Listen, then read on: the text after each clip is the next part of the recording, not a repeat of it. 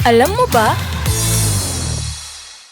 Maliban sa spaghetti, meron pang isang paboritong pasta dish na kilala sa buong mundo.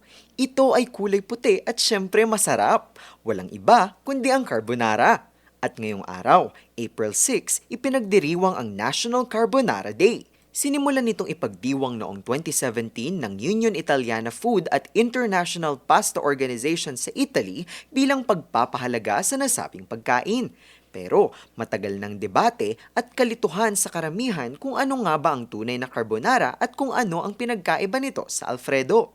Sa unang tingin kasi, halos magkapareho ang dalawa dahil sa kanilang texture at kulay. Pero ang sekreto, nasa kanilang base ingredients.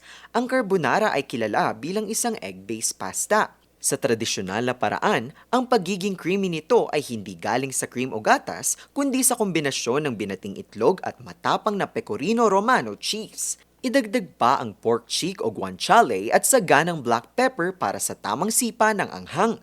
Sa kabilang banda, ang Alfredo naman ay isang butter-based sauce.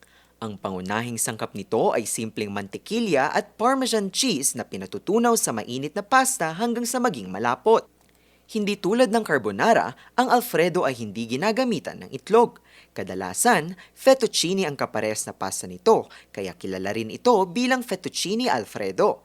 Kung ating hihimayin, ang carbonara ay tungkol sa tamang teknik ng paghahalo ng itlog nang hindi ito namumuo, habang ang Alfredo naman ay nakatutok sa perpektong pagtutunaw ng butter at cheese para makuha ang malasang sauce.